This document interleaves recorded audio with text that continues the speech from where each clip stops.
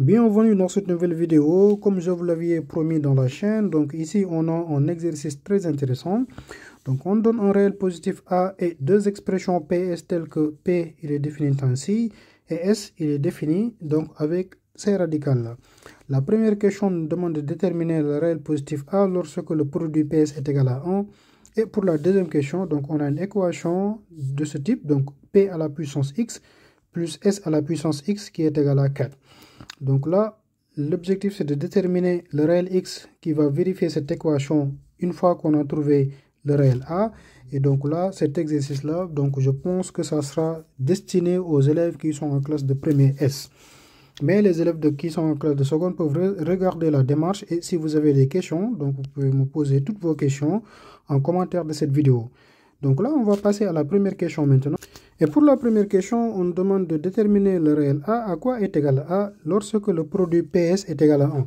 Donc là, on ne va pas attendre 10 ans, hein, on va le voir là tout de suite. Donc comme PS est égal à 1, donc là, ceci équivaut à dire que donc en faisant le produit des deux réels, ou même on peut l'écrire ici en bas, donc la racine de A plus la racine de A plus 1 multiplié par la racine de A moins la racine de A plus 1 est égal à 1. Et là, avant de continuer, on va vérifier quand même quelques conditions, surtout sur le S. Donc ici, il faut que notre A moins la racine de A plus 1 puisse être positif. Et donc, il faut que notre A soit strictement supérieur à la racine de A plus 1 et que notre A puisse supérieur strictement à moins 1 pour les résultats qu'on va trouver. Donc ici, comme en fait, on va maintenant déterminer le A en fonction de ces conditions-là. Et donc là, on pourra faire donc on pourra multiplier ces deux racines. Donc on aura une très grande racine de A plus la racine de A plus 1 multiplié par A moins la racine de A plus 1, donc qui est égal à 1. Et donc ici, c'est pour faire la transformation. Donc on a une identité remarquable de la forme de A plus B facteur de A moins B. Donc on aura A au carré moins donc B au carré qui est égal à A plus 1. Donc ce résultat est égal à 1. Et donc ici, pour toujours on est dans ces conditions, il faut que le A soit supérieur à la racine carrée de A plus 1, vu que la valeur 1/2 ne vérifie pas cette expression. Parce que lorsque A est égal à 1/2, ici donc on aura un nombre qui sera négatif et on ne pourra pas écrire dans ce cas son radical. Ainsi, sous ces conditions, donc on pourra avoir A au carré donc moins A plus 1 qui est égal à 1 en élevant au carré, donc 1 au carré qui est égal à 1. Et là, on se retrouve donc avec une équation du second degré, moins 1 qui est égal à 0. Et là, on aura un moins 2. Donc, on a A au carré moins A moins 2 qui est égal à 0. Et donc là, on a une équation du second degré et je ne vais pas calculer le delta. Donc, je vais utiliser ma baguette magique, c'est-à-dire que j'aurai moins 2A plus A moins 2 qui est égal à 0. Et là, je vois directement une factorisation donc de A facteur de A plus 1 et moins 2 facteur de A plus 1 qui est égal à 0. Et là, donc, j'aurai A plus 1 facteur de A moins 2 qui est égal à 0. Donc, ce qui veut dire que mon A, il est égal à moins 1 ou le A, il est égal à 2. Et donc, on avait dit que notre A, il devrait être supérieur strictement à moins 1 sous ces conditions-là. Donc ici, le A, comme on a A est égal à ça ou A est égal à ça, donc le A qu'on va considérer, il sera égal à moins 2, d'où le réel positif qu'on cherche chez A, il est égal à 2, autant pour moi pas moins 2. Comme nous avons maintenant déterminé la valeur de A des expressions P et S, donc là, on va aller à l'équation W, d'où PSW. Et donc là, on va remplacer la valeur de A. Et donc, dans cette équation, donc W devient alors la racine de 2 plus la racine de 3. Donc, A est égal à 2 à la puissance X plus maintenant la racine de 2 moins la racine de 3 à la puissance X est égal à 4. Arrivé à cette étape maintenant, on va tricher un peu sur la première question. Donc, comme on savait que le produit PS est égal à 1, ceci entraîne que S est égal à 1 sur P. Donc, on va remplacer la valeur de S par 1 sur P. Et donc, l'équation W devient alors 2, la racine carrée de 2 plus la racine de 3 à la puissance X plus maintenant, au lieu de 2 moins racine de 3, donc on va l'écrire de 2, 1 sur 2 plus la racine de 3, le tout à la puissance x qui est égal à 4. Et donc ici, on a la grande racine. Donc on peut le réécrire sous la forme de 2 plus la racine de 3. On va enlever même les parenthèses, donc la racine à la puissance x plus 1 divisé par la racine de 2 plus la racine de 3. Donc ici, c'est moins la racine de 3. Oui, c'est plus la racine de 3 puisqu'on a en fait répété le p qui est égal à 4. Et donc là, on pourra faire un changement de variable en posant t qui est égal à 2 plus la racine de 3 à la puissance x.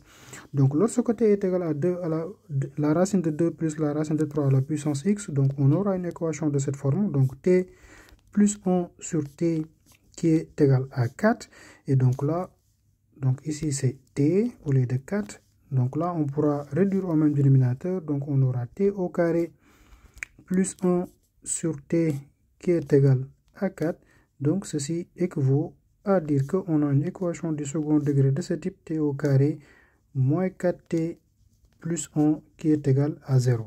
Donc ici, on peut calculer delta comme on peut calculer delta prime. Donc notre delta va nous donner 16 donc moins 4 qui va être égal à 12, donc qui n'est rien d'autre que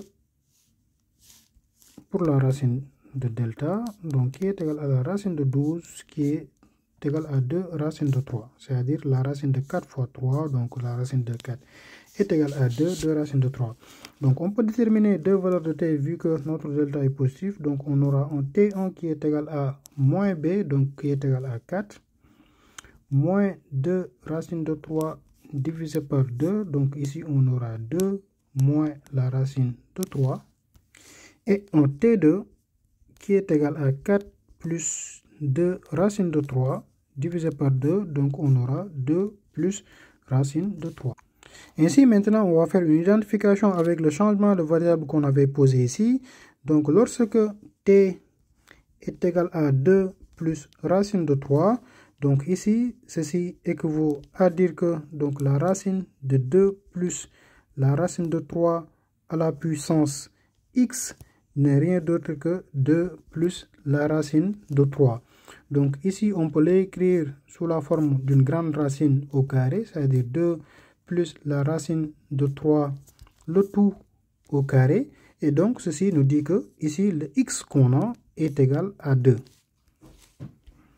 Et maintenant, l'autre cas qui est beaucoup plus intéressant, donc si t est égal à 2 moins la racine de 3, ceci équivaut à dire que le changement de variable qu'on avait fait, c'est-à-dire 2 plus la racine de 3, 2 plus la grande racine de 2 plus la racine de 3, le tout à la puissance x, est égal à 2 moins la racine de 3. Or, on sait que ceci, donc le 2 moins racine de 3, on peut l'écrire sous la forme de 1 divisé par 2 plus racine de 3, vu que l'expression conjuguée, en utilisant l'expression conjuguée, donc on peut l'écrire sous cette forme-là. Et pour le montrer, il suffit simplement de faire le produit de ces deux termes-là. Et donc, on va trouver 1 comme la même chose qu'on avait montré pour le produit de P et S. Donc ici, on a 2 plus la racine de 3 en grande racine, le tout à la puissance x, est égal à 1 divisé par 2 plus la racine de 3. Donc, qui n'est rien d'autre que 2 plus la racine de 3 moins à la puissance moins 1. Et donc ici, on peut l'écrire sous une autre forme, c'est-à-dire qu'on aura la grande racine de 2 plus racine de 3 à la puissance x, qui n'est rien d'autre que 2 plus racine de 3 à la puissance moins 1, et qui est égal à la grande racine de 2 plus la racine de 3 à la puissance moins 2. Et cette expression, donc on peut le voir ici directement. Donc ici, si on avait élevé directement ici, donc la grande racine au carré, donc on aura un moins 2 sur 3. Donc ici, le x nous donne moins 2. Ainsi, en conclusion, donc les deux valeurs de x qui vérifient notre équation W définie ainsi ce sont les réels 2 et moins 2. Donc c'était tout pour cette vidéo. Comme je vous l'avais dit, donc n'hésitez pas, si vous avez des questions, donc de les poser en commentaire. On pourra revenir sur certains détails si ce n'est pas bien clair pour vous. Et donc on se donne rendez-vous dans une autre vidéo dans votre chaîne YouTube MathPSW.